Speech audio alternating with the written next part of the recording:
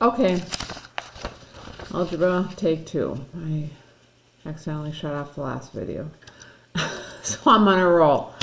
So as you can see, it's already done because this is the second time I'm doing it. So I'll try to be just as patient the second time. A runner in a race ran quickly for the first few minutes. So I was saying that this is exactly the same in both. They're both increasing at the same rate there. And then it says slow down some. So that is where we do it. This is slowing down, whereas this is remaining steady. So right off the bat, we know it's going to be graph A. We can continue just to make sure we didn't make a mistake. Anne ran a steady pace for most of the race. There it is. And then ran as fast as he could at the very end. So definitely graph A. All right, number 2. Dog food is sold in 7-pound bags. Sketch a graph to show the weight of dog food purchased by a customer who buys 0, 1, 2, 3, or 4 bags. Then tell whether the graph is continuous or discrete. So we got a couple things here. We got a sketch and we got a tell. All right, so number 1 is we're going to put some points on here, and my question to you would be how many? The 0 does count, so 1, 2, 3, 4, 5. So you should have 5 points plotted on here. Now they're telling you that each bag is 7 pounds. So the first bag, that's 0 pounds, is going to weigh 0. The second bag, which is 1 pound, is going to weigh 7 pounds. The next one, that's 2 pounds, is going to weigh 14.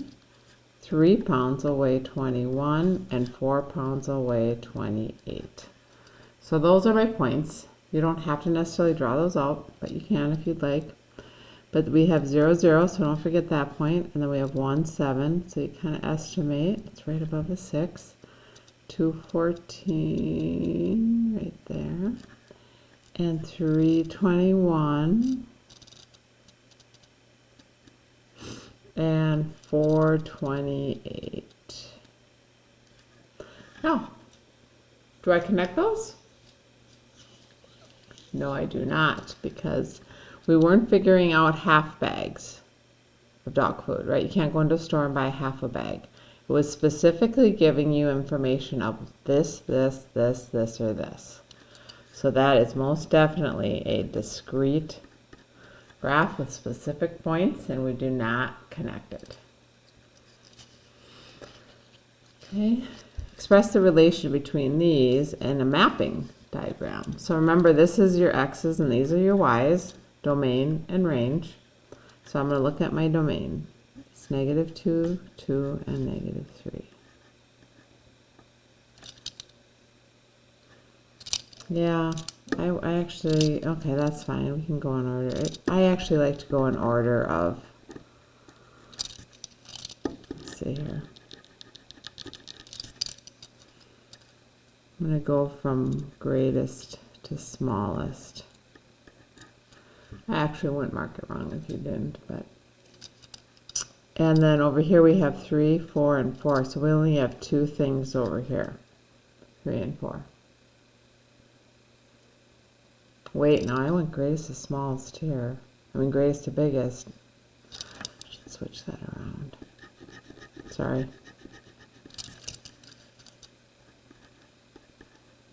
There. So that it's increasing and increasing. There we go. At least it's, again, it doesn't matter greatly. -2 to 3, so you draw a line. -2 to 3, little arrow. 2 to 4, little arrow. -3 to 4. Little arrow. And that's it. Now my question is, well, is that a function? I mean, it's a relation. It says that here. But is it a function? The answer is yes, it is. Because each one of these goes to only one number. Remember, it doesn't even matter what it really goes to. You're just looking at this. Do I have the same number in any of those? No. Now, what if I added a fourth point? Let's say that I have a point 2, 5. Okay, we got the 2 here. I'd have to add a 5 here. And the 2 would go to the 5. Is that a function? No, that is not anymore because I've got the same x value with different y values. So I have the same number going to 2 different numbers, and that is definitely not a function. Remember, each one of these can only have one line coming out of it. It's only mapping to one number. Okay, but that's a little more than I knew how to do, so I'll get rid of that. So there is the answer. Okay? All right. Now, give the range. So range, is that x or y? Correct. That is y's. All right, so you're going to look at your y-axis, because these are y values. And you're going to look down here and see, where do I start? You know, where is my graph falling on this axis? That's what I'm focusing on, the numbers on the y range. Okay, so I'm sliding up, and where do I start hitting it? Right there, at 0. And I keep going, and I'm still hitting the graph, still hitting, until I get right there. And then after that, I don't hit the graph anymore. So I hit the graph down here from 0 all the way up to 4. So I'm going to put that in a little bracket here. Always the smallest, the largest. It's range, so it should be y in the middle. And then it's always including, unless there's an open circle, but there's not anywhere. So unless there was something like this.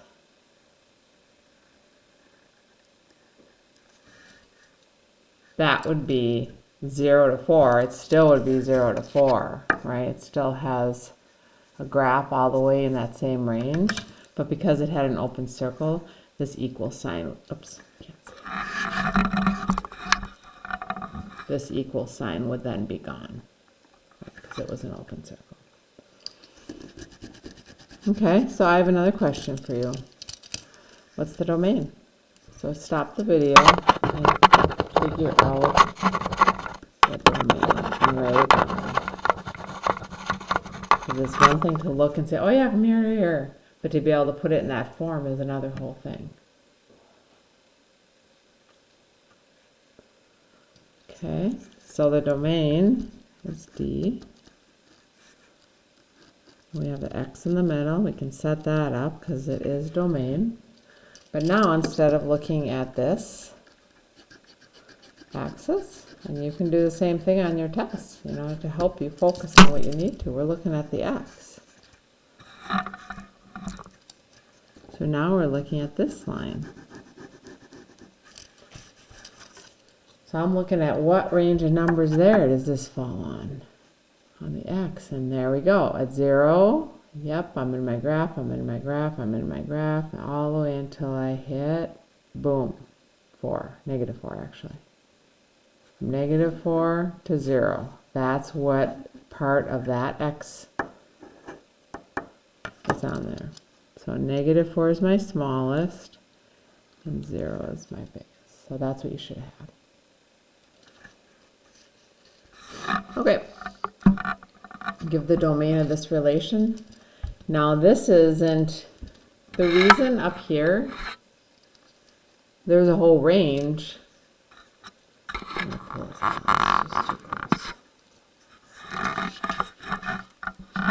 Was because in here we have all these infinitely many points between this range and this range.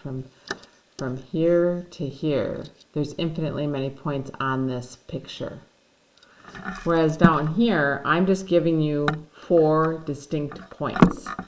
So I don't need a range like this where I'm including 0 to 4 and every little number in between, which is infinitely many.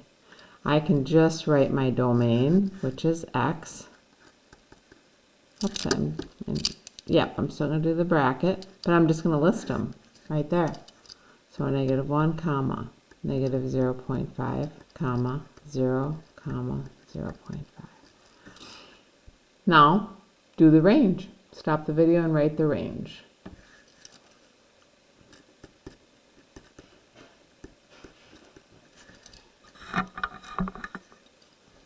Okay, again, they're distinct points, and you do not need to label them twice. So you can just list the two once. Okay.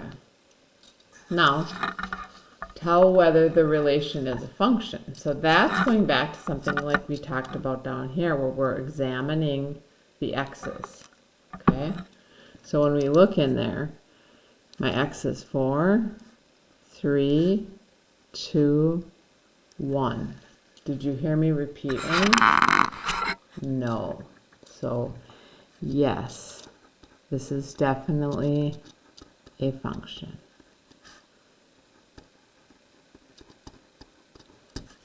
Each x value only maps to one y value. Okay. Each x only maps to one y. If I had 1, 1 here, this x would map to 2 different y's. So that would not be a function.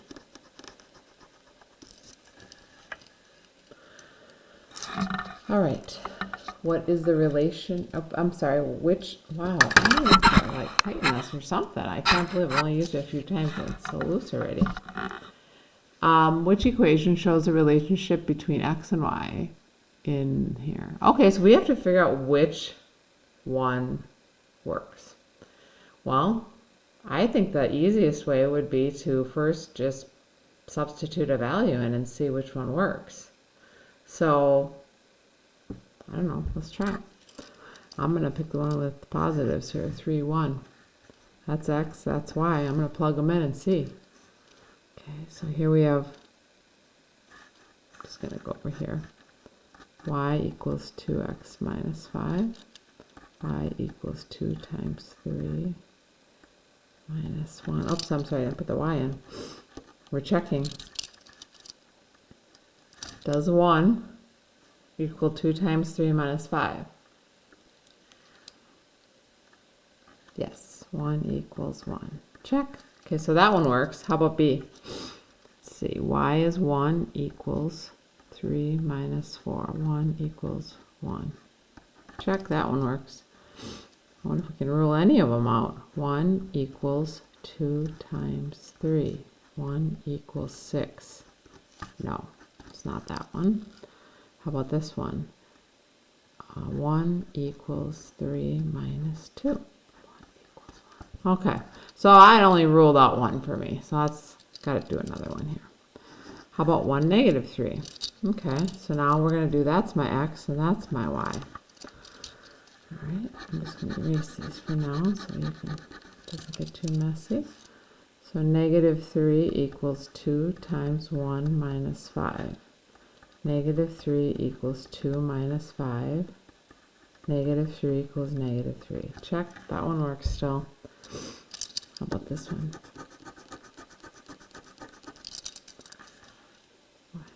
Negative 3 equals 1 minus 4. Negative 3 equals negative 3. Check, that one works.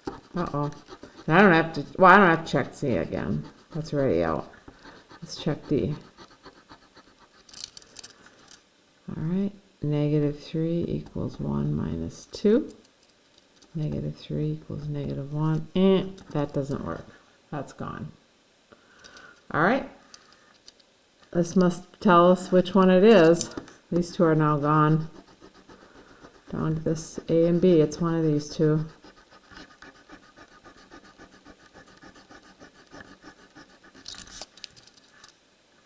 X and Y.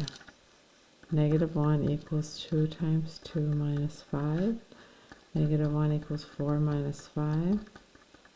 Check. Okay. I hope this one doesn't work, or I've got two that worked and I made a mistake somewhere. Let's see, negative 1 equals 2 minus 4. Negative 1 equals negative 2. And A is your answer. So there's really no easy way to do that. You just have to kind of plug in and check and be very careful. Okay, with the substituting. Oh wait, I had a question back on that.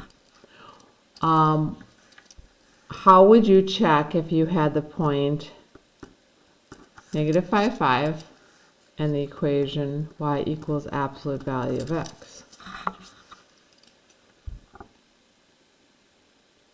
Well, let's do it. That's my x, that's my y.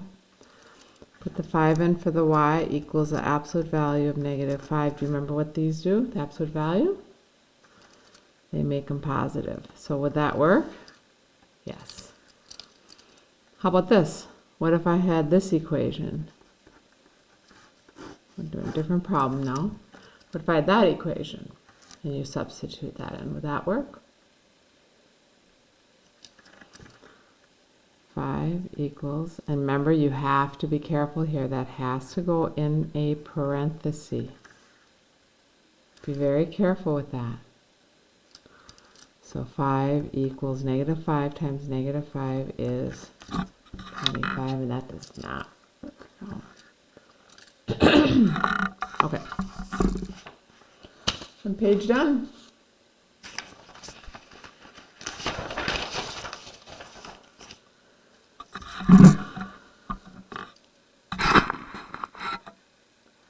Write a rule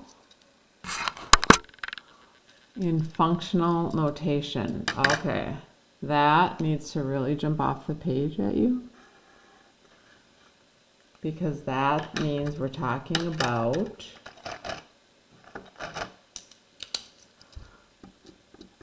like f of x equals something. Sorry, I'm just playing with my pens. All right, I think I found what I like. All right, so a car can travel 32.5 miles per gallon of gas. So for every gallon, so F of, I'm going to put G for gallon. They're going to get 32.5 miles per gallon. So we're multiplying. So that would be your function notation for that situation.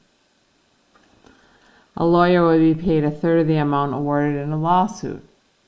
Okay, so what is the lawyer going to be awarded? I'll use A. Doesn't matter what letter you pick in there. And it's going to be 1/3 of what was that, whatever was awarded in there. You don't have to have the parentheses. You could just have it on the outside. Let's try a couple more different ones. What if you had a $200 membership to the Y? That's how much it costs just to get a membership. And then after that, it's $80 a month. How would you write something for that?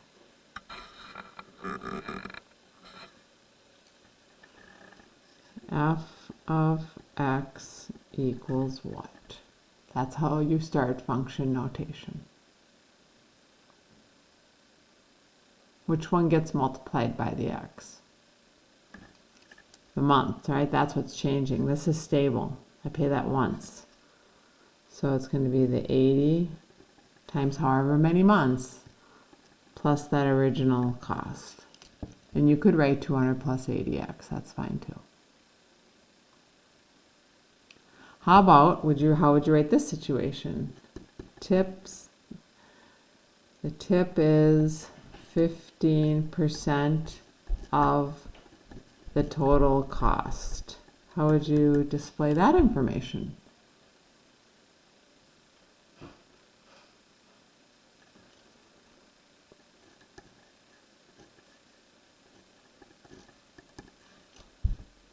Just pick T for tip. It doesn't matter what letter.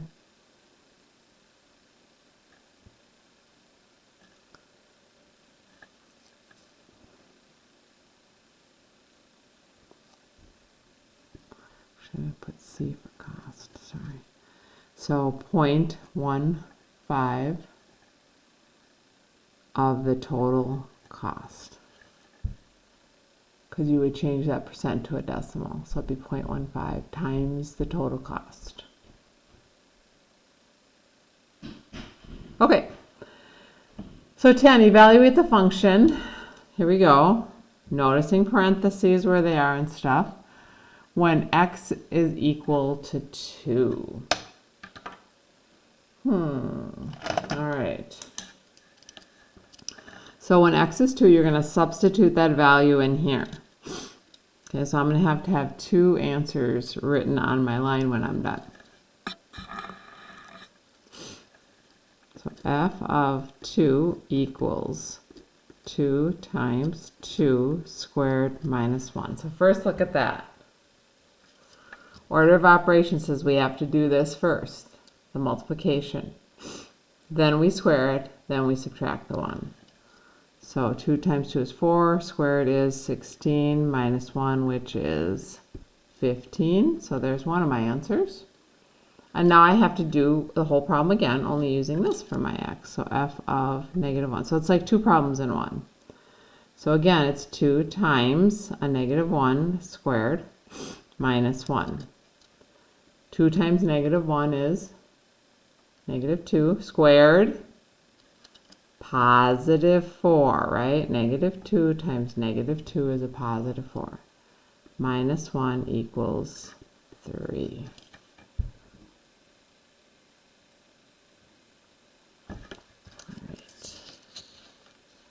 Identify the independent and dependent variables. Remember the little trick I said is what depends on what, and this is your dependent and this is your independent variable. So a certain movie earns $1,200 for each screen it's shown on. So what depends on what? The money earned depends on what? How many screens are being shown. So the dependent is the money earned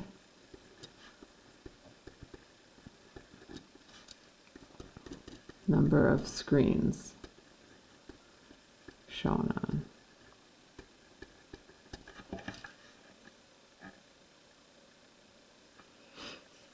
I have another one too. I have it back here. iTunes charges 99 cents per song. How would you do that? That's right here. iTunes charges 99 cents per song. Okay, what's the dependent and independent of that?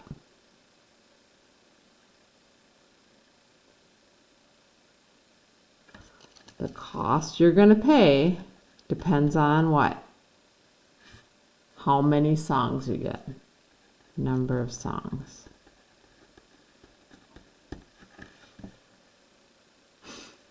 All right. And I can't remember which way I wrote these. So I actually might have put those on the test, the letters. No, I don't think I did. So you can put them in whatever order you want. I just put them in the order that what depends on what. All right. Graph this function. Question. Is that a discrete or continuous function? Correct. It is most certainly a discrete. And the reason we know is because they give you specific values right there. Okay, so you're going to set up your nice little chart. They give you the domain, which are the x's.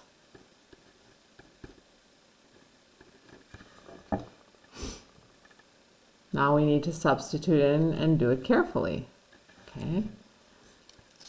So let's start with the negative 3. So y equals negative 3 minus 1. Showing your work will help you prevent mistakes. Plus I can see and give you partial credit. So -3 minus 1 is -4, and the answer is 4. Y equals absolute value of -1 minus 1. That's -2, which is 2. Y equals absolute value of 1 minus 1, which is 0. And y equals absolute value of 3 minus 1, which is 2. All right, so let's plot them. -3, 4, -1, 2, 1, 0, and 3, 2. Now, you are not going to connect these because it is discrete. I only asked you to plot these 4 points. That's it.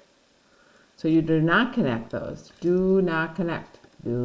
Discrete means do not connect. Can I spell? I don't think so. Let's try that one more time. All right. Do not connect. Discrete, do not. Now, if you did connect, though, you can see absolute value. Here's that V. There it is. So remember, the V may not always line perfectly up in the middle. It may be shifted. How about a problem like this? Is that discrete or continuous? That is, do you see any values they tell you here? Or do they just give you the graph? Just give you the graph. So that is continuous. So we will be connecting these. Okay? Because they don't give me the x values. I have to pick them. Since we have a squared term here, I already know I'm going to have a parabola or a U shape. And I know when you square it, it makes it positive, so I need to pick the whole gamut of options here.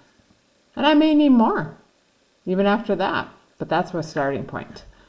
So if you put in -2 for this, y equals, again, this came up before too.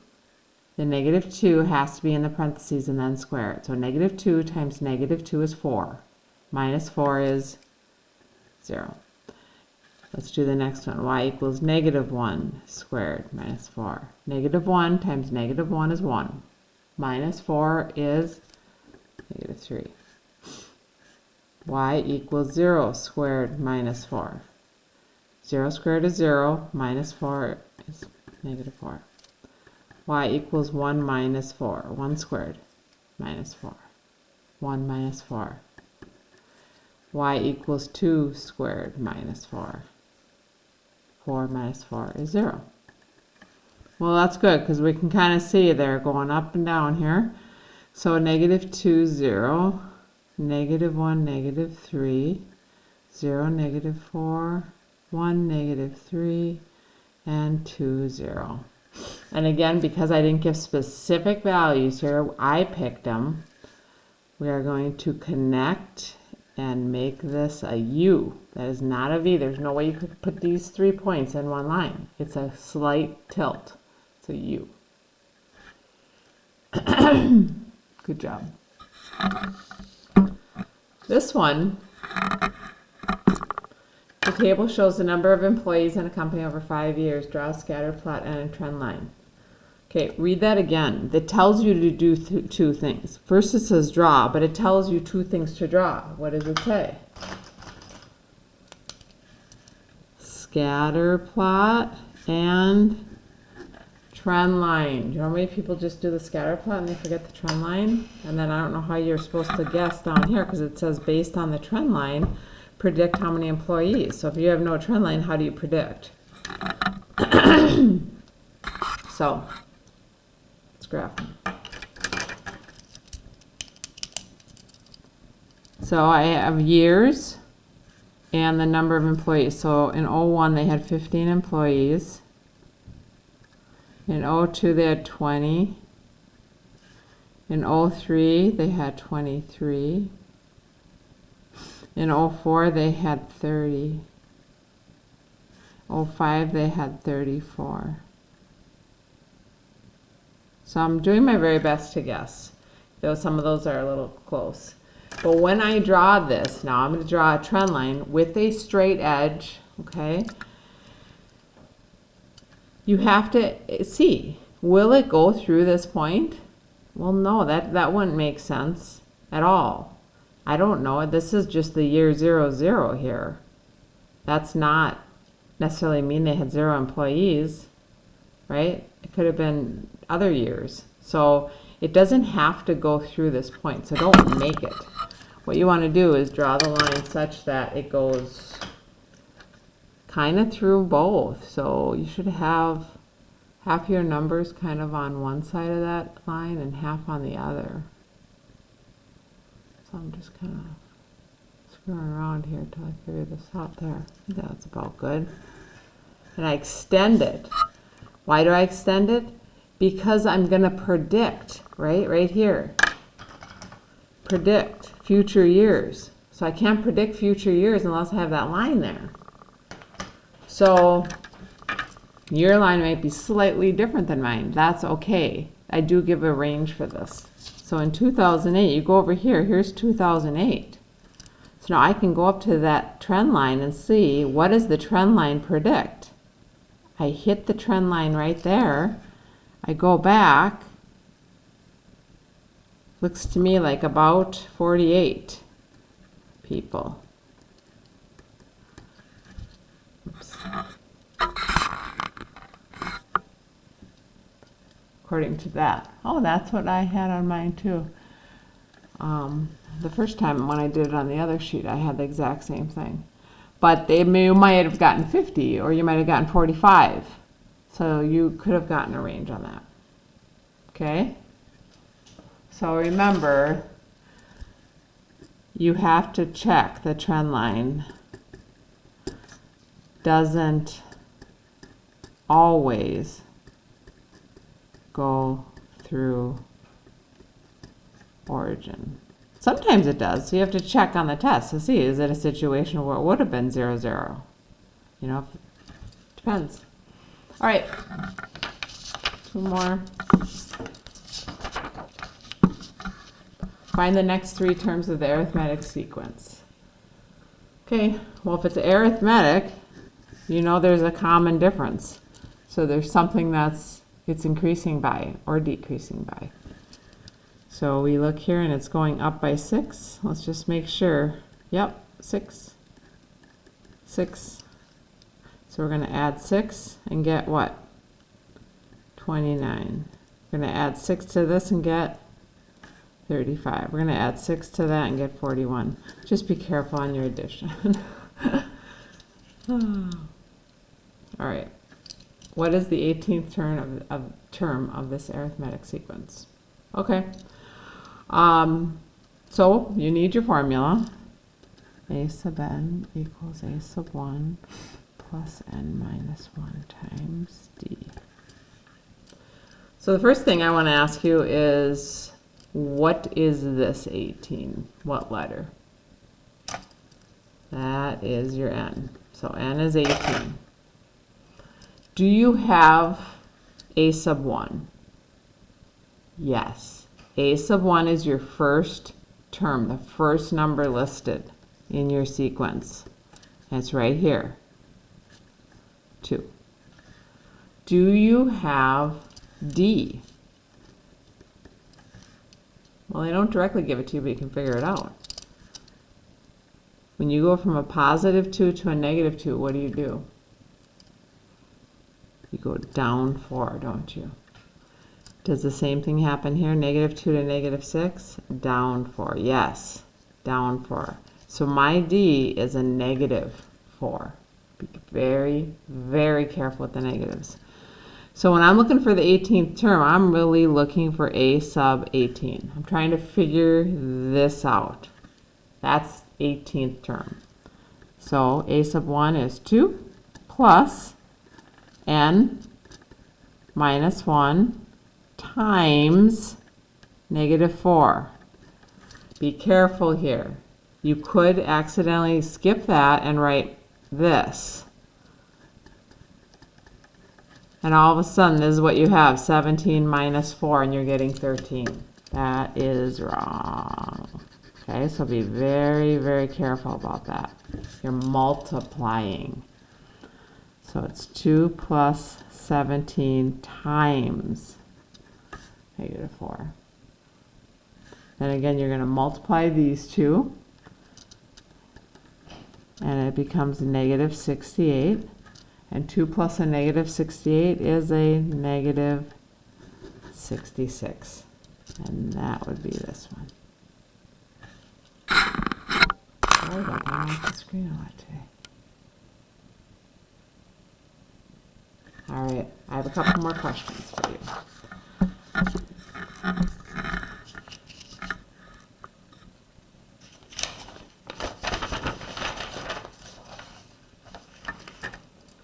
If I give you this, so you're gonna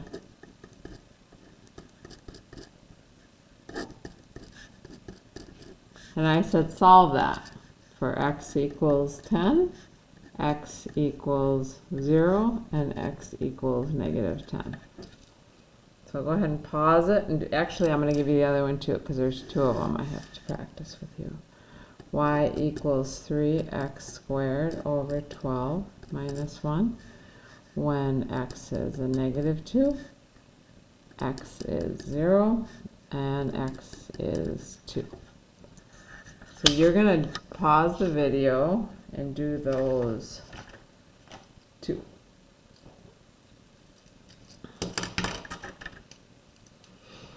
All right, you should be done. When you pop this in, y equals absolute value of 2 minus 10 over 4 plus 3. 2 minus 10 is a -8.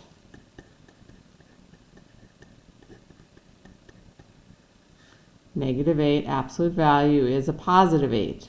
Divided by 4 is 2. Plus 3 is 5. How about when x is 0? Y equals absolute value of 2 minus 0 all over 4 plus 3. What's 2 minus 0? 2. Absolute value of 2? 2. 2 over 4. What is that? That is a half. Plus 3. What's a half plus 3? 3.5. And -10. Y equals 2 minus a -10 all over 4 plus 3. So 2 minus a negative. Remember when they're inside? Two of them in between the numbers, you can change them to plus. 2 plus 10 is 12. Absolute value of 12 is 12. And I have 3 plus 3, which is 6. So there's your 3 answers. Just want to review these because these kinds of things trip people up for some reason. Let's take a look at this one. Y equals 3 times x. X is -2, so I definitely want my parentheses there. That's really what you do when you substitute. Now I do this first. -2 to the second power is -2 times -2, which is 4, times 3, which is 12. It's 12 over 12. 1. And 1 minus 1 is 0. Sorry, I'm having technical issues. Must be because it's night. I'm not thinking as well. Okay, getting this straight. It's always angled. Anyway, let's try this one. Y equals 3 times 0 squared over 12 minus 1. Which is equal to, what's 0 to the second is 0, then times 3, which is 0, divided by 12 is, again, 0. 0 minus 1 is a -1. And 2. Y equals 3 times 2 squared over 12 minus 1. Again, you don't do that. It's this first. 2 to the second is 4 times 2 is 12. Divided by 12 is 1. Minus 1 is 0 again. Okay? A couple more things to point out here. I want you to notice the difference between the graphs again. So if I have this graph, y equals x, and I have y equals x squared, and I have y equals absolute value. Do you know in general what those should look like? One is a line, one of them is a parabola, and one of them is a V. Do you know which is which?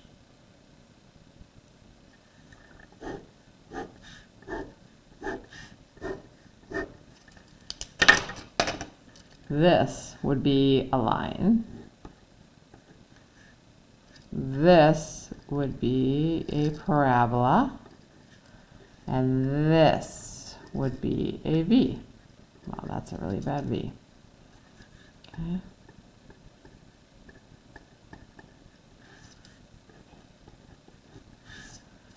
Now, are these discrete or continuous, the way I did it here, where I just gave a graph and I graphed it? These are all continuous because I did not give you specific points. So those are continuous. But remember, I'm telling you this not because you're going to have to write these down just off the top of your head, but if you're working through a problem and you have an absolute value and you're plotting points and you are plotting points and you get something like that and you're like, oh, okay, there's my answer. It's a straight line. Well, not if you see an absolute value, it's not a straight line. That means you just need to do more points so you can figure out, does it curve up? Somewhere along there, if it's an absolute value, there is some point that becomes the bottom and then it starts going up again. Okay, same thing here. You should see the curve, and here, if it's a line, it's a line. I mean, you only really need to graph 2, 3 points and you'll have the line. But here you may need to do more until you see your picture come to life. Okay, and if you don't know that that should be a V to begin with, then you're going to have trouble. Last thing is this one. Okay, so if I give you this,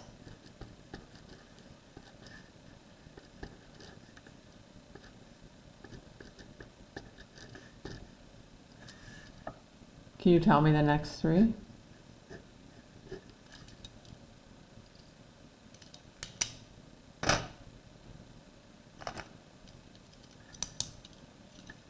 Is it an arithmetic sequence?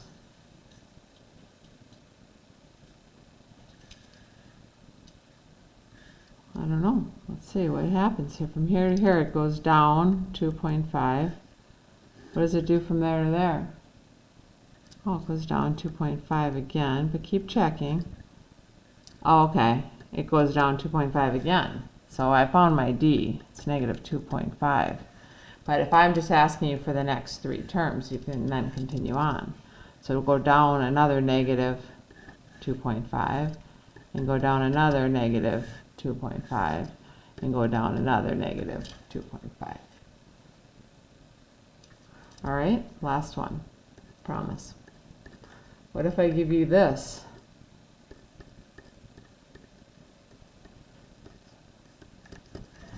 This is an arithmetic sequence. And I say, alrighty, find the 43rd term. Are you just going to start adding and hope to have enough time to get up to term 43, or should we maybe do the short way, which is the formula? And remember the formula, a sub n equals the first term plus n minus 1 times the difference. Try it.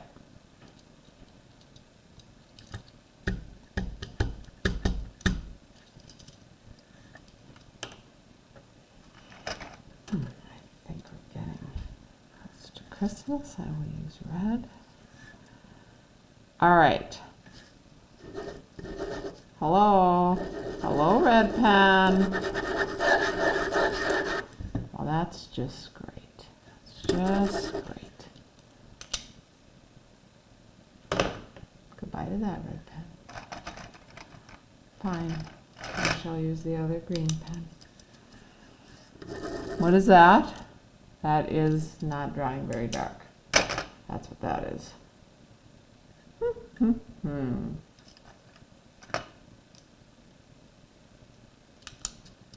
What is that? That is n. N is 43. Okay, what else do I need? I need a sub 1. What's a sub 1? First term, 1.4. What else do I need? D. Difference. Well, there's got to be a common difference, and you want to double check it on more than one. But I'm seeing from here to here, and if I'm not sure, I can just subtract them, right? If I don't see it, but it's 1.3. It's going up 1.3. Let's just make sure. 2.7 plus 1.3. Yes, I get 4. And yes, I get 5.3. So it is definitely 1.3. And now we're just going to plug those values in. Okay? So a sub n, 43, equals a sub 1, which is 1.4, plus n minus 1 times 1.3. Maybe put that in parentheses so that doesn't get mixed up with that multiplication sign. Don't know what that is. I'll get my handy dandy calculator out and see what we get. So 43 minus 41 is 42 times the 1.3. So I have 1.4 plus 54.6. Wow, that's cool. It comes out even. I just made this up. All right, 56 is my 43rd term.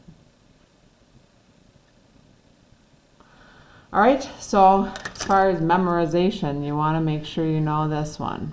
Okay, that's really the only thing you would need to memorize, that arithmetic sequence formula, this big guy there. Okay, all right, well, I hope that was helpful. Take care. Bye-bye.